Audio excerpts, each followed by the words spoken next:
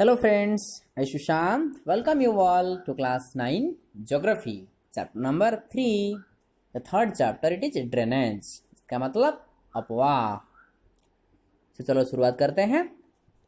अपवाह शब्द एक क्षेत्र के नदी तंत्र की व्याख्या करता है। भारत के भौतिक मानचित्र को देखिए, फिजिकल मैप। अब पाएंगे कि विभिन्न दिशाओं में छोटी छोटी धाराएं आकर एक साथ मिल जाती हैं तथा एक मुख्य नदी का निर्माण करती है। अंततः इनका निकास किसी बड़े जलाशय जैसे झील या समुद्र या महासागर में होता है। एक नदी तंत्र द्वारा जिस क्षेत्र का जल प्रवाहित होता है उससे एक अपवाह द्रोणी कहते हैं या ड्रेनेज बेसिन कहते हैं। मानचित्र का अवलोकन करने पर यह पता चलता है कि कोई भी ऊंचा क्षेत्र जैसे पर्वत या उच्च भूमि दो पड़ोसी अपवाह द्रोणियों को एक दूसरे से अलग करती है, साइड हो जाता है। इस प्रकार की उच्च भूमि को जल विभाजक या वाटर डिवाइड कहते हैं। So now let's have a look on drainage system in India. Okay? Bharat में अपवाह तंत्र। भारत की अपवाह तंत्र का नियंत्रण मुख्यतः भौगोलिक आकृतियों के द्वारा होता है। इस आधार पर भारतीय नदियों को दो मुख्य वर्गों में विभाजित किया गया है। पहला है हिमालय की नदियां, दूसरा तथा प्रायद्वीपीय नदियां, पेनिनसुलर जो कहते हैं। भारत के दो मुख्य भौगोलिक क्षेत्रों से उत्पन्न होने के कारण हिमालय तथा प्रायद्वीपीय नदियां एक दूसरे से भिन्न हैं। हिमालय की अधिकतर नदियां बारहमासी, इसका हम कहते हैं पेरिनियल, ये नदियां होती हैं। इनमें वर्ष भर पानी रहता है क्योंकि इन्हें वर्षा के अतिरिक्त ऊंचे पर्वतों से पिघलने वाले हिम द्वारा भी जल प्राप्त होता है। हिमालय की दो मुख्य नदियां सिंधु तथा ब्रह्मपुत्र इस पर्वत श्रृंखला के उत्तरी भाग से निकलती है। इन नदियों ने पर्वतों को काटकर गांजों का निर्माण किया है। हिमालय की नदियां अपने उत्पत्ति के स्थान से लेकर समुद्र तक इसके लंबे रास्ते को तय करती है। जो आपका किताब में जो पिक्चर दिया हुआ है, देखो नदी की जो विभिन्न अवस्थाएं, जो 3.3 पिक्चर देखो। नीचे वाला राइट साइड का लिखा हुआ है डेल्टा, है ना, कैसे नदी का जो फेस है कैसे डेल्टा बना हुआ है। लेफ्ट साइड में देखो लिखा हुआ है लोअर कोर्स, क्या निचला भाग। उसके थोड़ा ऊपर लिखा है गोखुर झील, इसका मतलब अक्सबो लेक कैसे बना हुआ है देखो। और थोड़ा राइट साइड देखे हैं बिफर्स जो बेंड हुआ है। फिर लेफ्ट साइड ऊपर जाते हैं, इसके लिखा है मिडिल कोर्स या मध्य भाग। और थोड़ा ऊपर जाते हैं उफ्लो का, इसको कहते हैं अपर कोर्स, इसका मतलब ऊपरी भाग। और सबसे ऊपर जो है वो सोर्स ऑफ रिवर, नदी का स्रोत। यह अपने मार्ग के ऊपरी भागों में तीव्र उपरदन किया करती है तथा अपने साथ भारी मात्रा में सिल्ट एवं बालू का संवहन करती है। मध्य एवं निचले भागों में ये नदियां विपर्स, गोखुर झील तथा अपने बाढ़ वाले मैदानों में बहुत सी अन्य निक्षेपण आकृतियों का निर्माण करती है।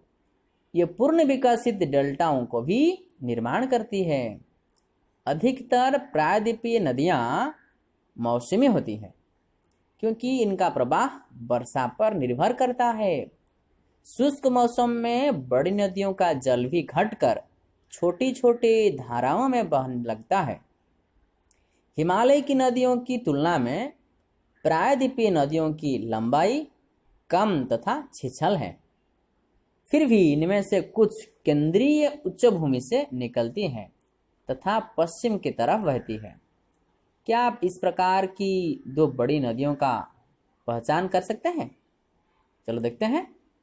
प्रायद्वीपीय भारत की अधिकतर नदियां पश्चिम घाट से निकलती है तथा बंगाल की खाड़ी की तरफ बढ़ती है। Now let's go for the Himalayan reverse, Himalaya की नदियाँ। सिंधु, गंगा तथा ब्रह्मपुत्र हिमालय से निकलने वाली प्रमुख नदियाँ हैं। ये नदियाँ लंबी है तथा अनेक महत्वपूर्ण एवं बड़ी सहायक नदियाँ आकर इनमें मिलती हैं। किसी नदी तथा उसकी सहायक नदियों को नदी तंत्र कहा जाता है। Next point, it is the Indus river system. Sindhu नदी तंत्र जो सिस्टम है, सिंधु नदी का उद्गम मानसरोवर झील के निकट तिब्बत में है। पश्चिम की ओर बहती हुई यह नदी भारत में जम्मू कश्मीर के लद्दाख इस जिले से प्रवेश करती है। इस भाग में यह एक बहुत ही सुंदर दर्शनीय गार्ज का निर्माण करती है। इस क्षेत्र में बहुत सी सहायक नदियां जैसे कि जास्कर, नुब्रा, श्योक तथा हुंजा इस नदी में मिलती हैं। सिंधी नदी बलूचिस्तान तथा गिलगित से बहते हुए अटक में पर्वतीय क्षेत्र से बाहर निकलती है। सतलुज, ब्यास, रबी, चनाब तथा झेलम आपस में मिलकर पाकिस्तान में मिठान कोट के पास सिंधु नदी में मिल जाते हैं। इसके बाद यह नदी दक्षिण की तरफ बहती है तथा अंत में कराची से पूर्व की ओर अरब सागर में मिल जाती है। सिंधु नदी के मैदान का ढाल बहुत धीमा है।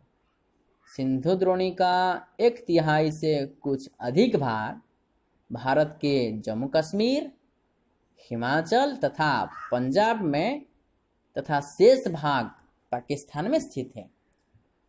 2900 किलोमीटर लंबी सिंधु नदी विश्व की लंबी नदियों में से एक है।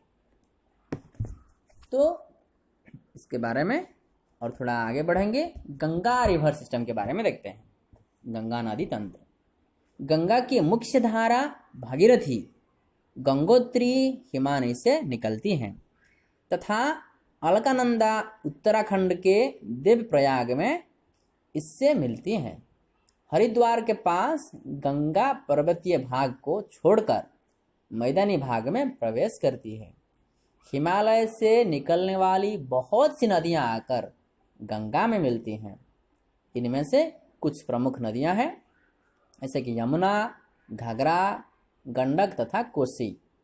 यमुना नदी हिमालय के यमुनोत्री हिमालय से निकलती है।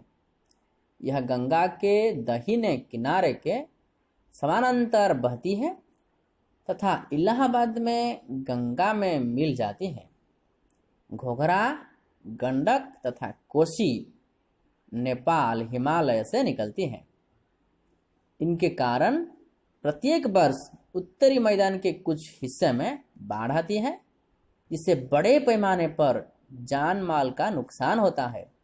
लेकिन ये वे नदियां हैं जो मिट्टी को उपजाऊपन प्रदान कर कृषि योग्य भूमि बना देती है। ये जो प्रायद्वीपीय उच्च भूमि से आने वाली मुख्य सहायक नदियां चंबल, बेतवा तथा सोन हैं। ये अर्ध शुष्क क्षेत्र से निकलती हैं। इनकी लंबाई कम तथा इनमें पानी की मात्रा भी कम होती है। ज्ञात कीजिए कि ये नदियां कैसे तथा कहाँ गंगा में मिलती हैं। बाएं तथा दाहिने किनारे की सहायक नदियों के जल से परिपूर्ण होकर गंगा पूर्व दिशा में पश्चिम बंगाल के फरक्का तक बहती है।